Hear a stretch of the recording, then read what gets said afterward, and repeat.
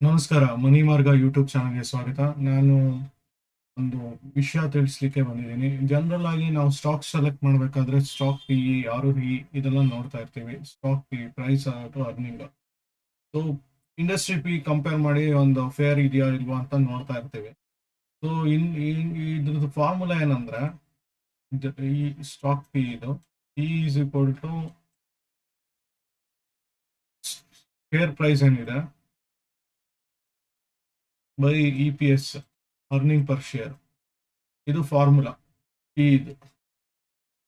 So ನನಗೆ ಹೊಸದಾಗಿ ಇವಾಗ ಇದು ಈ ಐ ಟಿ ಸಿ ನಾನು ಕಂಪೇರ್ ಮಾಡ್ತಾ ಇದ್ದೀನಿ. ಎಷ್ಟು ಫೇರ್ ಇದೆ, ಫೇರ್ ಪ್ರೈಸ್ ಓಕೆನಾ, ಒಂದು ಸ್ಟಾಕ್ ಪ್ರೈಸ್ ಓಕೆನಾ, ಅಥವಾ ಸ್ಟಾಕ್ ಪಿ ಓಕೆನಾ, ಅಥವಾ ಕಡಿಮೆ ಇದೆಯಾ, ಇದು ರೇಟು ಹೇಗಿದೆ ಅಂತ ಚೆಕ್ ಮಾಡೋಣ. ನಾನು ಇಲ್ಲಿ ಕಳೆದ ಒಂದು ವರ್ಷದಲ್ಲಿ ಸುಮ್ಮನೆ ಕಂಪೇರ್ ಮಾಡ್ತಾ ಇದ್ದೆ. ಬೇಸಿಕ್ ಆಗಿ ಇಲ್ಲಿ ಕಂಪೇರ್ ಮಾಡುವಾಗ ಇಲ್ಲಿ ಹಳೇದು ಚೆಕ್ ಮಾಡಿದೆ. ಒಂದು ಡೀಸೆಂಟ್ ಆಗಿ ಬಂದಿದೆ. ಇಲ್ಲಿ ನೋಡ್ಬೋದು ನೀವು. ಈ ರೇಷಿಯೋಗೆ ಇದು ಮಾಡಿದ್ರೆ, ಪ್ರೈಸ್ ಟು ಅರ್ನಿಂಗ್ ಎಲ್ಲ ಮಾಡಿದ್ರೆ ಇವಾಗ ದಿಸ್ ಇಂಟು ದಿಸ್ ಆಗ್ಬೇಕು. ಆಕ್ಚುಲಿ ಉಲ್ಟಾ ರೇಷಿಯೋ ಅಲ್ಲ, ಪ್ರೈಸ್ ಎಷ್ಟಿದೆ. ಸೊ 441 ಬರ್ತಾ ಇದೆ ಪ್ರೈಸ್. ಸೊ 433 ಇದೆ, ಸ್ವಲ್ಪ ಕಡಿಮೆ ಇದೆ. ಇದು ಓಕೆ, ತೊಂದರೆ ಇಲ್ಲ, ಒಂದು ಅಡ್ಜಸ್ಟ್ಮೆಂಟ್ ಇದೆ. ಸೊ ರೀಸೆಂಟ್ ಆಗಿ ನೋಡಿದಾಗ್ಲೂ 26 ಏಪ್ರಿಲ್ದು ನೋಡ್ತಾ ಇದ್ದೆ.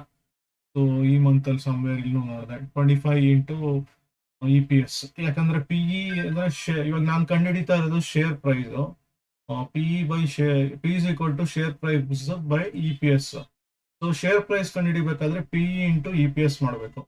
ಸೊ ಇದು ಮಾಡಬೇಕಾದ್ರೆ ಇದು ಒಂದು ಆಲ್ಮೋಸ್ಟ್ ಡೀಸೆಂಟ್ ಆಗಿ ಬಂದಿದೆ. ಬಟ್ ರೀಸೆಂಟ್ ಆಗಿ ಒಂದು ಲಿಸ್ಟ್ ಆಗಿರೋ ಒಂದು ಜಿಯೋ ಫೈನಾನ್ಸ್ ಕಂಪೇರ್ ಮಾಡ್ತಾ ಇದೆ. ನಂದು ಇದು ಶೇರ್ ಪ್ರೈಸ್ ಓಕೆನಾ, ಒಂದು ಎಕ್ಸಾಜರೇಟ್ ಆಗಿ ತೋರಿಸಿದ್ರೆ, ತುಂಬಾ ದೊಡ್ಡದಾಗಿ ತೋರಿಸ್ತಾ ಇದಾರೆ, ಏನಿದೆ ನೋಡೋಣ. ಇಂಡಸ್ಟ್ರಿ ಪಿ ಬಂದ್ಬಿಟ್ಟು ಫೈನಾನ್ಷಿಯಲ್ ಸೆಕ್ಟರ್, ಇದು ಫೈನಾನ್ಷಿಯಲ್ ಸೆಕ್ಟರ್ ಬರ್ತಿರೋ ಒಂದು ಕಂಪ್ನಿ. ಇದು ನೋಡಿ ಬೇಕಾದ್ರೆ ಫೈನಾನ್ಸ್ ಅಂತಾನು ಇದೆ, ಇಲ್ಲಿ ಕಂಪ್ನಿ ನೇಮ್ ಅಲ್ಲೇ ಇದೆ Jio finance. So financial sector ಒಂದು ಲೋನ್ ಕೊಡೋ ಕಂಪ್ನಿಗಳು, ಎನ್ ಬಿ ಎಫ್ ಸಿ ಅಂತ ಏನ್ ಹೇಳ್ತೀವಿ, ಸಿಂಪಲ್ ಟರ್ಮ್ ಅಲ್ಲಿ ಲೋನ್ ಕೊಡೋ ಒಂದು ಕಂಪ್ನಿ. ಸೊ ಒಂದು ಇಂಡಸ್ಟ್ರಿ ಪಿ ಬಂದ್ಬಿಟ್ಟು 20 ಇದೆ, ಬಟ್ ಸ್ಟಾಕ್ ಪಿ ಬಂದ್ಬಿಟ್ಟು 138 ಇದೆ. ಇಟ್ಸ್ ಓವರ್ ವೆಯ್ಟ್ ಅಂತ ಹೇಳ್ಬೋದು. ಒಂದು ಓವರ್ ವೆಯ್ಟ್ ಅಂತ ಒಂದು ರೀತಿ ಹೇಳಿದ್ರೆ, ಇನ್ನೊಂದು ರೀತಿಯಲ್ಲಿ ಆಕ್ಚುಲಿ ತುಂಬಾ ಜನ ಇಂಟ್ರೆಸ್ಟ್ ತೋರಿಸಿದ್ದಾರೆ ಇದ್ರ ಮೇಲೆ ಅಂತ ಅರ್ಥ ಬರುತ್ತೆ ಇನ್ನೊಂದ್ ತರದಲ್ಲಿ. ಸೊ ಅಂಡರ್ ವ್ಯಾಲ್ಯೂನೋ ಓವರ್ ವ್ಯಾಲ್ಯೂಡ ಅಂತಾನು ಹೇಳಕ್ ಮುಂಚೆ ಇಂಟ್ರೆಸ್ಟ್ ಇದೆಯಾ ಅಂತಾನು ನೋಡ್ಬೇಕಾಗುತ್ತೆ. ಜನಕ್ಕೆ ಇಂಟ್ರೆಸ್ಟ್ ಇಲ್ಲ ಅಂದ್ರೆ ಅಂಡರ್ ವ್ಯಾಲ್ಯೂ ಆಗೇ ಆಗತ್ತೆ. ಸೊ ಬೈ ಮಾಡಲ್ಲ ಜಾಸ್ತಿ ಜನ. ಸೊ ಇದು 130 ಇದೆ ಅಂದ್ರೆ ಒಂದ್ ಸ್ವಲ್ಪ ಜಾಸ್ತಿ ಇಂಟ್ರೆಸ್ಟ್ ತೋರಿಸಿದ್ದಾರೆ ಅಂತ. ಇದ್ರದ್ದು ಫೇರ್ ವ್ಯಾಲ್ಯೂ ಎಷ್ಟಿರ್ಬೇಕಪ್ಪ ಇದ್ರ ಪ್ರಕಾರ? ಸೊ ಪ್ರೆಸೆಂಟ್ ಪಿ ಬಂದ್ಬಿಟ್ಟು 130 ಇದೆ. ಇ ಪಿ ಎಸ್ ಇಲ್ಲಿ ನೋಡ್ಬೋದು. ಆಕ್ಚುಲಿ ನಾನು ಇ ಪಿ ಎಸ್ ಹಾಕೊಳ್ತಾ ಇದ್ದೀನಿ. ಸೊ ಇಂಡಸ್ಟ್ರಿ ಪಿ ಕಂಪೇರ್ ಮಾಡಿದ್ರೆ ನನ್ನ ಸಾರಿ, ಇದು ಮಿಸ್ಟೇಕ್ ಮಾಡಿದೆ. ಇದು ಇಲ್ಲಿ ನನ್ನ ಶೇರ್ ವ್ಯಾಲ್ಯೂ ಏನಿದೆ ಅದಕ್ಕೆ ತಕ್ಕನಾಗಿ ನೋಡೋಣ ಇ ಪಿ ಎಸ್ ಎಷ್ಟು ಬರುತ್ತೆ. ಸೊ ಇ ಪಿ ಎಸ್ ಬರ್ಬೇಕಂದ್ರೆ ಶೇರ್ ವ್ಯಾಲ್ಯೂ ಬೈ ಇದು, ಅಥವಾ ಒಂದು ಉಲ್ಟಾ ರೇಷಿಯೋ ಅಂತ ತಗೊಬೇಕು. ಇದು ಬಿಡೋಣ, ಈಗ ಸದ್ಯಕ್ಕೆ ನೋಡೋಣ. ನನ್ನ ಅವ್ರದೇ ಒಂದು ರಿಸಲ್ಟ್ ಮಾಹಿತಿ ಪ್ರಕಾರ ಇಲ್ಲಿ ನೋಡ್ಬೋದು. ಇ ಪಿ ಎಸ್ ಬಂದ್ಬಿಟ್ಟು ರೀಸೆಂಟ್ 0.49 ಇದೆ, ಅಂದ್ರೆ 49 ಪೈಸಾ ಅಷ್ಟೇ ಇರೋದು. ಸೊ ಅವ್ರು ಕೊಟ್ಟಿರೋ ಒಂದು ಸ್ಟಾಕ್ ಮಿಗೆ 138 ಅಂತ ಆದ್ರೆ ಇದ್ರದ್ದು ವ್ಯಾಲ್ಯೂ 710 rupees, ಮೀನ್ಸ್ ಪಿ ಬಂದ್ಬಿಟ್ಟು 710 ಇರ್ಬೇಕಿತ್ತು. 710 ತುಂಬಾ ಹೈ ಆಯ್ತು 20. ಸೊ ಉಲ್ಟಾ ಮಾಡೋಣ, ಈಗ 20ಗೆ ಹಾಕ್ಬಿಟ್ಟು ಉಲ್ಟಾ ಮಾಡೋಣ. ಸೊ ನನಗೆ ಇವಾಗ ಗೊತ್ತಿರೋದು ಒಂದು ಅರ್ನಿಂಗ್ ಪ್ರೈಸ್ ಗೊತ್ತಿದೆ, ಇಂಡಸ್ಟ್ರಿ ಪಿ ಗೊತ್ತಿದೆ. ಸೊ ಏನ್ ಬರ್ಬೇಕು ಶೇರ್ ಪ್ರೈಸ್ ಅಂತ ನೋಡೋಣ. ಸೊ 20.1 ಏನೋ ಇದೆ ಅಲ್ಲ industry P. E P S 49. So actually ಇದ್ರ ವ್ಯಾಲ್ಯೂ ಬರೀ ಇನ್ನೂ 10 ರೂಪಾಯಿಲೇ ಇದೆ, ಫೇಸ್ ವ್ಯಾಲ್ಯೂ ಲೆಕ್ಕದಲ್ಲೇ. ಸೊ ಇನ್ನೂ ತುಂಬಾ ಕರೆಕ್ಷನ್ ಆಗತ್ತೆ. ಇದು ಒಂದು ಅಡ್ಜಸ್ಟ್ಮೆಂಟ್ ಆಗ್ಬೇಕಾದ್ರೆ ಕನಿಷ್ಠ ಏನಿಲ್ಲ ಅಂದ್ರೂ ಒಂದು 2 ವರ್ಷ ಆದ್ರೂ ತಗೊಬೋದು. ಇದು ರೀಸೆಂಟ್ ಆಗಿ ಒಂದು ಟೈಅಪ್ ಬೇರೆ ಆಗೋದಿದೆ ಒಂದು ದೊಡ್ಡ ಇನ್ವೆಸ್ಟರ್ಸ್ ಮುಖಾಂತರ ಅದ್ರದ್ದು. ಮತ್ತೆ ಇನ್ನೊಂದೇನ್ ಸುದ್ದಿ ಅಂದ್ರೆ, ಎಲ್ಲಾ ಒಂದು ಬ್ರೋಕರ್ಸ್ ಏನಿದ್ದಾರೆ ಅವ್ರನ್ನೆಲ್ಲ ಮಲಗಿಸ್ಬಿಟ್ಟು ಇವನೇ ಒಂದು ಲೋನ್ ಕೊಟ್ಬಿಟ್ಟು ಇನ್ವೆಸ್ಟ್ ಮಾಡೋ ತರ ಒಂದೇನೋ ತಗೊಂಡ್ಬರ್ತಾ ಇದ್ದಾನೆ. ಆಲ್ರೆಡಿ ಒಂದು ಲೋನ್ ಕೊಟ್ಟು MTF ಎಲ್ಲ ಮಾಡ್ತಿದೀವಿ, ಮಾರ್ಜಿನ್ ಟ್ರೇಡ್ ಫಂಡಿಂಗ್ ಅಂತೆಲ್ಲ. ಸೊ ಅದರಲ್ಲೇ ಒಂದಿಷ್ಟು 8-9% ಕೊಟ್ಟು ಜನ ಎಲ್ಲ ಲಾಸ್ ಆಗೋದ್ರಲ್ಲಿ ಇದ್ದಾರೆ. ಸೊ ಅದನ್ನ ಲೋನ್ ತಗೊಂಡ್ಬಿಟ್ಟು ಸ್ಟಾಕ್ ಅಲ್ಲಿ ಇನ್ವೆಸ್ಟ್ ಮಾಡಿ ರಿಟರ್ನ್ ಕೊಡ್ಲಿಕ್ಕೆ ಆಗದೆ ಪ್ರಾಬ್ಲಮ್ ಆಗ್ತದೆ. ಇವನ್ ಏನಾದ್ರು ಲೋನ್ ಕೊಟ್ಟು ಇನ್ನೂ ಮತ್ತಷ್ಟು ಚೀಪ್ ಆಗಿ ಏನಾದ್ರು ಕೊಡಕ್ ಬಂತೆ ಅಂದ್ರೆ ಒಂದು ಇಂಡಸ್ಟ್ರಿ ಫುಲ್ ಹೊಟ್ಟೋಗ್ಬಿಡುತ್ತೆ. ಏನು ಶೇರ್ ಮಾರ್ಕೆಟ್ ಈಗ ಇರೋ ಬ್ರೋಕರ್ಸ್ ಏನಿದ್ದಾರೆ, ಏಂಜಲ್ ಬ್ರೋಕಿಂಗ್ ಇರ್ಬೋದು, ಜೆರೋದಾ ಇರ್ಬೋದು, ಅಥವಾ ಒಂದು IIFL, ಒಂದು ಸಣ್ಣ ಪುಟ್ಟ ಯಾರ್ಯಾರು ಇದ್ದಾರೆ, ಅಪ್ಸ್ಟಾಕ್ಸ್, ಪ್ರಯರ್ಸ್, ಇನ್ನೊಬ್ರು ಮತ್ತೊಂದು, ಇವರೆಲ್ಲ ಹೊಟ್ಟೋಗ್ಬಿಡ್ತಾರೆ. ಇವನೇ ಒಬ್ಬ ಮೊನೋಪೊಲಿ ಏನೋ ಮಾಡ್ತೀನಿ ಅಂತ ಇದ್ದಾಗ ಸೊ ಒಂದು ಆ ಸೆಗ್ಮೆಂಟ್ ಫುಲ್ ಲಾಸ್ ಆಯ್ತು. ಇನ್ನೊಂದು ನಮ್ಮನ್ನ ನಾವು ಸ್ಲೇವ್ ಮಾಡ್ಕೊತಾ ಇರ್ತೀವಿ. ಇವನ್ ದುಡ್ಡು ಕೊಡ್ತಾನೆ. ನಾವು ಬ್ಲ್ಯಾಕ್ ರಾಕ್ ಅನ್ನೋ ಕಂಪ್ನಿ ಜೊತೆ ನಾನು ಹೇಳೋದು ಮರ್ತಾ ಇದನ್ನ, ಬ್ಲ್ಯಾಕ್ ರಾಕ್ US ಒಂದು ಬಿಗ್ಗೆಸ್ಟ್ ಇನ್ವೆಸ್ಟರ್ಸ್ ನಿಮ್ ಜೊತೆ ಏನೋ ಟೈ ಅಪ್ ಆಯ್ತು ಅಂದ್ರೆ ಒಂದು ಇದ್ರದ್ದು ಪ್ರೈಸ್ ಖಂಡಿತ ಒಂದು ಇನ್ಕ್ರೀಸ್ ಆಗುತ್ತೆ. ಬಟ್ ಈಗಲೇ ಅಂತ ಹೇಳಲಿಕ್ಕೆ ಆಗಲ್ಲ ಇದ್ರದ್ದು. ಸೊ ಇದು ಯಾವಾಗ ಆಗುತ್ತೆ ಗೊತ್ತಿಲ್ಲ, ತುಂಬಾ ಟೈಮ್ ತಗೊಬೋದು ಕರೆಕ್ಷನ್ಸ್ ಎಲ್ಲ ಆಗಿ.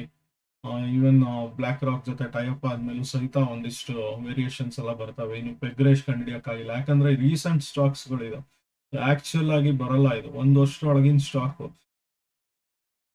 ಜಿಯೋ ಯಾವಾಗ ಒಂದು ಸ್ಪ್ಲಿಟ್ ಆಯ್ತು ರಿಲಯನ್ಸ್ ಇಂದ, ಅದು ಲಿಸ್ಟ್ ಆಯ್ತಲ್ಲ ಸಪ್ರೇಟ್ ಆಗಿ, ಅಲ್ಲಿಂದ ಬಂದಂತ ಸ್ಟಾಕು ಕಂಪ್ಲೀಟ್ ಆಗಿ ಡೀಟೇಲ್ಸ್ ಸಿಗಲ್ಲ. ನೀವು ಬಂದಿದ್ದೆ ನೋಡಿ ಲಾಸ್ಟ್ ಆಗಸ್ಟ್, 1 ಇಯರ್ ಆಗಿಲ್ಲ ಇನ್ನು ಕಂಪ್ಲೀಟ್ ಆಗಿ. ಸೊ ಇದ್ರ ಕರೆಕ್ಷನ್ ಸಮ್ವೇರ್ ನನಗೆ ಪ್ರಕಾರ 120, 130 ಅಥವಾ 250 ಒಳಗಡೆ, ಮ್ಯಾಕ್ಸಿಮಮ್ 250. ಯಾಕಂದ್ರೆ ಇಂಡಸ್ಟ್ರಿ ಪಿನೂ ಹಂಗೆ ಕರೆಕ್ಷನ್ ಆಗುತ್ತೆ ಇದು. ಸೊ ವೇರಿಯೇಷನ್ಸ್ ಎಲ್ಲ ಬಂದು ಕಂಪ್ಲೀಟ್ ಆಗಿ ಇದು ಬರೋ ತನಕ ಇದ್ರದ್ದು ಕರೆಕ್ಟ್ ವ್ಯಾಲ್ಯೂ ಗೊತ್ತಾಗಲ್ಲ. ಸೊ ಹೋಗ್ತಾ ಇತ್ತು, ಒಂದು ಪೀಕ್ ಹೋಗಿತ್ತು 380 ಸಮಥಿಂಗ್ ಹೋಗಿ, ನಾನು ಮಾರ್ಕೊಂಡಿದ್ದೀನಿ ಆಕ್ಚುಲಾಗಿ 380ಗೆ. ಇಲ್ಲಿಂದ ಫಾಲ್ ಆಯ್ತು ಆಕ್ಚುಲಿ 340 ಇಂದ.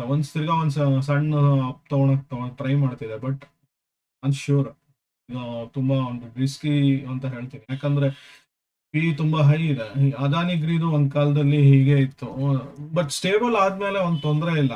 ಬಟ್ ಸಣ್ಣ ಮಟ್ಟಕ್ಕೆ ಇನ್ವೆಸ್ಟ್ ಮಾಡೋರು ಇದನ್ನ ನೋಡ್ಬೋದು ಅನ್ಸುತ್ತೆ. ಯಾಕಂದ್ರೆ ಅದಾನಿ ಗ್ರೀನು ಇದೇ ತರ ಒಂದು ಓಡಿದ ಸ್ಟಾಕ್, ಇನ್ನೂ ಸಹಿತ ಇದು ಹೈ ಅಲ್ಲೇ ಇದೆ ಆಕ್ಚುಲಿ. ಕರೆಕ್ಷನ್ಸ್ ಎಲ್ಲ ಆಗುತ್ತೆ, ಅಲ್ಲಿ ತನಕ ಒಂದು ಹೋಗ್ಬೇಕಲ್ಲ ಮೇಲ್ಗಡೆ. ಸೊ ಕರೆಕ್ಷನ್ ಬೇರೆ ಒಂದು ವ್ಯೂ ಅಲ್ಲೇ ತಗೊಳ್ಳೋಣ. ಬಟ್ ಈ ಓಟದಲ್ಲಿ ಏನೋ ಒಂದು ಮ್ಯಾರಥಾನ್ ರೇಸ್ ನಡೀತಾ ಇರುತ್ತೆ, ಅದ್ರಲ್ಲೂ ಒಂದು ಭಾಗಿಯಾಗ್ಬಿಟ್ರೆ ಏನೋ ಪುಣ್ಯ ಸಿಗ್ದಂಗೆ ಒಂದಿಷ್ಟು ರಿಟರ್ನ್ ಅಂತೂ ಸಿಕ್ಕೇ ಸಿಗುತ್ತೆ. ಸೊ ಇದೆಲ್ಲ ಯಾರೋ ಒಂದು ₹3, ₹4 ಇದ್ದಿದ್ದ ಟೈಮ್, ಒಂದು ಟೈಮಲ್ಲಿ 2020ಗಿಂತ ಮುಂಚೆ ನೋಡ್ಬೋದು ನೀವು, 5-10 ಇಯರ್ಸ್ ಎಲ್ಲ. ಸೊ ಇಲ್ಲೆಲ್ಲ ನೋಡ್ಬಿಟ್ರೆ 26 ಇದಕ್ಕೆಲ್ಲ ತುಂಬಾ ಕಮ್ಮಿ ಹೋಗಿತ್ತು. ಇದು 15, 16 ಈ ತರ ಎಲ್ಲ ಇದಾಗಿತ್ತು. ಅಲ್ಲಿಂದ ಒಂದು 2020ಇಂದ ಇವನ್ 2020 ಕೋವಿಡ್ ಟೈಮ್ ಅಲ್ಲೆಲ್ಲ 150, 160 ಇದ್ದ ಸ್ಟಾಕ್ ಇದು. ಅಲ್ಲಿಂದ ಒಂದು 3000 ಹತ್ರ ಹೋಗಿದೆ, 2800. ಆಮೇಲೆ ಫಾಲ್ ಆಗಿ ತಿರ್ಗಾ ಇಲ್ಲೊಂದು ಕರೆಕ್ಷನ್ ಆಯ್ತು, 480s ಬಂದಿತ್ತು ಆಕ್ಚುಲಿ. ಅದಾನಿದೆಲ್ಲ ನ್ಯೂಸ್ ಬಂತಲ್ಲ ಕರೆಕ್ಟ್ ಆಗಿ, ಆಮೇಲೆ ತಿರ್ಗಾ ಅಲ್ಲಿಂದನೂ ಜಂಪ್ ಹೊಡೆದಿದೆ. ಈ ತರ ನೋಡಿದ್ರೆ ಇದು ಮಲ್ಟಿ ಬ್ಯಾಗರ್ ಅಂತ ಅನ್ಸ್ಬಿಡುತ್ತಾ. ಬಟ್ ಏನಂದ್ರೆ ನನಗೆ ಭಯ ಯಾವಾಗ್ಲೂ, stock pay is more than ಒಂದು ಇದು ಸ್ಪೆಗ್ ಆಲ್ರೆಡಿ ಜಾಸ್ತಿ ಇದೆ. ಇದು 6 times ಮೋರ್ ಅಂತಾನೆ ಹೇಳ್ಬೋದು ಇದು ಆಕ್ಚುಲಿ. ಸೊ ಇದೆಲ್ಲ ನೋಡ್ಬೇಕಾಗಿದೆ, ಫಂಡಮೆಂಟಲ್ಸ್, ಟೆಕ್ನಿಕಲ್ಸ್ ಎಲ್ಲ ನೋಡ್ಬಿಡ್ತೀರಾ, ಕ್ಯಾಂಡಲ್ ಸ್ಟಿಕ್ ಅರ್ಥ ಮಾಡ್ಕೊತೀರಾ, ಇದನ್ನೇ ಮರ್ತ್ ಬಿಡ್ತೀವಿ. ನೋಡಿ ಲಾಸ್ ಏನಾದ್ರು ಆಯ್ತು ಅಂದ್ರೆ ನಮಗ್ ಸಿಗೋದು ಬರೀ ₹62 ಅಷ್ಟೇ. ಸೇಬಿ ಅವ್ರು ಕೊಡ್ಸೋದು ನಮ್ಗೆ ಕೊನೆಗೆ. ಜನರಲ್ ಆಗಿ ಎಲ್ಲಾರ್ದು ಇಷ್ಟೇ ಇರುತ್ತೆ ಹೆಚ್ಚು ಕಮ್ಮಿ. Book value is different from actual share price. Market ಅಲ್ಲಿ ಟ್ರೇಡ್ ಆಗೋದೇ ಡಿಫರೆಂಟ್ ಇರುತ್ತೆ. ಸೊ ಇದೆಲ್ಲ ಒಂದು ಬೇಸಿಕ್ ಒಂದು ಸ್ಟಾಕ್ ಪಿ ಮತ್ತೆ EPS ಅರ್ನಿಂಗ್ ಗ್ರೋತ್ ಇರಬೇಕು. ಟಾಟಾ ಮೋಟರ್ಸ್ ನಾನು ಅವಾಗಲೇ ಹೇಳ್ತಾ ಇದ್ದೆ, ಈಗ ಪ್ರೈಸ್ ಯಾಕೆ ಇನ್ಕ್ರೀಸ್ ಆಗುತ್ತೆ, ಇನ್ನೊಂದು ಕಾರಣ ಇದೆ. ಇದು ಚೇಂಜಸ್ ಆಗಿಲ್ಲ, ಇದು ಆಲ್ರೆಡಿ ತುಂಬಾ ಕಡಿಮೆ ಇದೆ ಕಂಪ್ನಿ ಇಂಡಸ್ಟ್ರಿ ಪೀಕ್ ಕಂಪೇರ್ ಮಾಡಿದ್ರೆ. ಬಟ್ EPS ಗ್ರೋತ್ ಹೆಂಗಿದೆ ನೋಡಿ, ನೀವು ಆಲ್ಮೋಸ್ಟ್ ಡಬಲ್ ಆಗಿದೆ EPS. ಸೊ ಇದ್ರ ಸ್ಟಾಕ್ ನಿಜವಾಗ್ಲೂ ಇಲ್ಲಿಂದಾನೇ ಏನಿಲ್ಲ ಅಂದ್ರೂ 2000 ತನಕ ಟಚ್ ಆಗುತ್ತೆ ಆರಾಮಾಗಿ. ಸೊ ಹಾಗಾಗಿ ಇದೆಲ್ಲ ನೋಡ್ಕೊಬೇಕು ಅಂತ ನಾನು ಹೇಳೋದು. ಸೊ ಈ ತರ ಮಾಹಿತಿಗಳು, ಸೂಕ್ಷ್ಮವಾದ ಮಾಹಿತಿ, ಫಂಡಮೆಂಟಲ್ಸ್ ಅರ್ಥ ಮಾಡ್ಕೊಂಡಿಲ್ಲ ಅಂದ್ರೆ ಸ್ಟಾಕ್ ಮಾರ್ಕೆಟ್ ಅಂತ ತುಂಬಾ ಫೇಲ್ಯೂರ್ಸ್ ಆಗುತ್ತೆ. ಇದನ್ನ ಹೇಳಲ್ಲ, ಬಸ್ ಸಿಂಪ್ಲಿ ಈ ಸ್ಟಾಕ್ ಪಿ ಇಂಡಸ್ಟ್ರಿ ಪಿಗಿಂತ ಜಾಸ್ತಿ ಇರಬೇಕು, ಕಮ್ಮಿ ಇರಬೇಕು, ಈ ತರದ್ದು ಓವರ್ ವೆಯ್ಟ್, ಅಂಡರ್ ವೆಯ್ಟ್ ಈ ತರ ಹೇಳ್ಬಿಡ್ತಾರೆ. ಇವನ್ ಇದು ಅಂಡರ್ ವೆಯ್ಟ್ ಅಂದ್ರೆ ಜನಕ್ಕೆ ಇಂಟ್ರೆಸ್ಟ್ ಇಲ್ಲದೆ ಆಗಿರ್ಬೋದು. ಬೇರೆ ಬೇರೆ ಇವಾಗ ಸೆಕ್ಟರ್ದು ನಾನು ಆಕ್ಚುಲಿ ಟಾಟಾ ಮೋಟಾರ್ಸ್ ಅಲ್ಲದೆ ಅಶೋಕ್ ಲೈಲಾಂಡ್ ನೋಡ್ತಿದ್ದೆ, ಫ್ಲಾಟ್ ಇತ್ತು ಇದು ಆಕ್ಚುಲಿ. ಸಡನ್ ಆಗಿ ಒಂದ್ ತಿಂಗಳಿಂದ ಇದು ಎತ್ಕೊಂಡ್ ಬಂದಿದೆ. ಜನರಲ್ ಆಗಿ ಇವಾಗ ಇವಿ ಕಂಪ್ನೀಸ್ ಎಲ್ಲ ಇದಾಗ್ತಿದೆ. ಒಲೆಕ್ಟ್ರಾ ಅಂತ ಬಂದಿದೆ, ಇದು 1200, ಅದಕ್ಕೆ ಮುಂಚೆ ಎಲ್ಲ ಒಂದು 500-400 rupees ಇದ್ದಿದ್ದು ಸ್ಟಾಕ್ ಇದು. ಸೊ ಇದು ಬುಕ್ ವ್ಯಾಲ್ಯೂ ತುಂಬಾ ಇದೆ ಆಕ್ಚುಲಿ. ನೋಡಿ ತುಂಬಾ ಒಂದು ರಿಟರ್ನ್ 3 years ಇಂದ ಏನು ಅಷ್ಟೇನು ಕೊಟ್ಟಿಲ್ಲ. 5 years ರಿಟರ್ನ್ ಬರೀ 4.8%, ತುಂಬಾ ಹೆವಿ ಅನ್ಸುತ್ತೆ. ಇದೆಲ್ಲ ಬೈ ಮಾಡಿ ಇವಿ ಸ್ಟಾಕ್ಸ್ ಒಳ್ಳೇದಂತ ಹೇಳ್ತಾರೆ. ಪ್ರಾಫಿಟ್ ಲಾಸ್ ಸ್ಟೇಟ್ಮೆಂಟ್, ನಿಮ್ ಬುಕ್ ವ್ಯಾಲ್ಯೂ, ROE ಇದೆಲ್ಲ ನೋಡ್ಬಿಟ್ರೆ ತುಂಬಾ ಕಮ್ಮಿ ಆಗುತ್ತೆ. ಇದ್ರದ್ದು ಏನಿದೆ ನೋಡೋಣ. ನೋಡಿ ತುಂಬಾ ಡೌನ್ ಆಗಿದೆ ಇದು. ಫಾಲ್ ಆಗಕ್ಕೆ ಕಾರಣ ಇದೆ ಇದಕ್ಕೆಲ್ಲ. ಇವನ್ ನೋಡಿ ಫಾಲ್ ಆಗ್ತಾ ಇದೆ. ಇದಿನ್ನೂ ಮತ್ತಷ್ಟು ಫಾಲ್ ಆಗಿದೆ, ಸಮ್ವೇರ್ ಇಲ್ಲಿ ಬರುತ್ತೆ, ಅದು ಬೇರೆ ವಿಷಯ. ಇಂಡಸ್ಟ್ರಿ ನೋಡಿ ನಾ ಹೇಳ್ದಂಗೆ ಇದಕ್ಕಿಂತ ಇದು ಜಾಸ್ತಿ ಇದೆ. ಓವರ್ ವೆಯ್ಟ್ ಸ್ಟಾಕ್ಗಳಿದು. ಸೊ ಇದೆಲ್ಲ ಕಂಪೇರ್ ಮಾಡಿ ಇದೆಲ್ಲ ಮಾಡ್ಲಿಲ್ಲ ಅಂದ್ರೆ ತುಂಬಾ ಫೇಲ್ಯೂರ್ಸ್ ಆಗ್ತವೆ. ಎಕ್ಸಿಟ್ ಆಗ್ತಾ ಇರಿ, ರೇಸ್ ನೋಡ್ತಾ ಇರಿ, ಎಷ್ಟು ರೇಸ್ ಅಲ್ಲಿ ಹೋಗುತ್ತಾ ನೋಡಿ. ಪ್ರತಿ ಒಂದು ರಿಸಲ್ಟ್ ಬಂದಾಗ ಏನ್ ಬಂದಿದೆ ನೋಡಿ, ಅಲ್ಲಿಂದ ನೋಡಿ ಈ ರಿಸಲ್ಟ್ ಬಂದಿಂದ ಇಲ್ಲೊಂದು ಡೌನ್ ಬಂತು, ಸೆಲ್ ಆಗಿದೆ. ಮತ್ತೆ ಇಲ್ಲಿ ಶಾರ್ಟ್ ಸ್ಪ್ಯಾನ್ ಅಲ್ಲಿ ಒಂದು ತಿರ್ಗಾ ಅಟ್ರಾಕ್ಟ್ ಮಾಡೋದು ಜನನ, ಏರುತ್ತೆ ಅಂತ ತಿರ್ಗಾ ಡೌನ್ ಬಂತು, ಇದು ಮತ್ತಷ್ಟು ಏರುತ್ತೆ, ಮೀನ್ಸ್ ಇಳಿಯತ್ತೆ, ಸಾರಿ. ಸೊ ಈ ರೀತಿ ಒಂದೆಲ್ಲ ನೋಡಿದಾಗ್ಲೇ ನಿಮ್ಗೆ ಒಂದು ಬೇಸಿಕ್ ಫಂಡಮೆಂಟಲ್ಸ್ ಇಂದ ಯೂಸ್ ಆಗೋದು. ಆ ಫಂಡಮೆಂಟಲ್ಸ್ ಇಂದಾನೆ ಲಾಂಗ್ ಟರ್ಮ್ ಇನ್ವೆಸ್ಟ್ಮೆಂಟ್ಗೆ ನೋಡ್ಬೇಕು. ಶಾರ್ಟ್ ಟರ್ಮ್ ಅಲ್ಲಿ ಒಂದು ವಾರದ್ದು, 15 ದಿವಸನೂ ಇಲ್ಲ. ಶಾರ್ಟ್ ಟರ್ಮ್ ಅಲ್ಲಿ ಇದು ಕ್ಯಾಂಡಲ್ ಸ್ಟಿಕ್ ಎಲ್ಲ ನೋಡಿದಾಗ 50 DMA ಗಿಂತ ಕೆಳಗಡೆ ಬಂತು ನೋಡಿ, ಇದು ಇನ್ನೂ ಫಾಲ್ ಆಗೋಕ್ಕೆ ಕಾರಣ ಇದೆ. ಯಾವತ್ತು ಈ 50 DMA ಗಿಂತ ಬರುತ್ತೋ, ಪ್ರೀವಿಯಸ್ ಒಂದು 6 months ಅಲ್ಲಿ ಏನಾಗಿತ್ತೋ ಅಷ್ಟು ಡೌನ್ ಆಗ್ಬಿಡುತ್ತೆ. ಸೊ ಇದೆಲ್ಲ ಬೇಸಿಕ್ಸ್ ಯಾರು ಹೇಳ್ಕೊಡಲ್ಲ. ಈ ಬೇಸಿಕ್ಸ್ ಅರ್ಥ ಮಾಡ್ಕೊಳ್ಳಿ. ಈ ಕಾಸು ಕೊಟ್ಟು ನೀವು ಕಲಿಬೇಕು ಅಂದ್ರೆ 10-20 ಸಾವಿರ ಈ ತರ ಎಲ್ಲ ಕೊಡ್ಬೇಕಾಗತ್ತೆ ಹೊರಗಡೆ. ಇದು ಬೇಸಿಕ್ಸ್ ಸ್ಕ್ರೀನರ್ ಯೂಸ್ ಮಾಡ್ತಾ ಇರಿ, ಚಾರ್ಟಿಂಗ್ ಯೂಸ್ ಮಾಡ್ಕೊಳ್ಳಿ ಬೇರೆ ಬೇರೆ ಒಂದು ಆಸ್ಪೆಕ್ಟ್ ಅಲ್ಲಿ.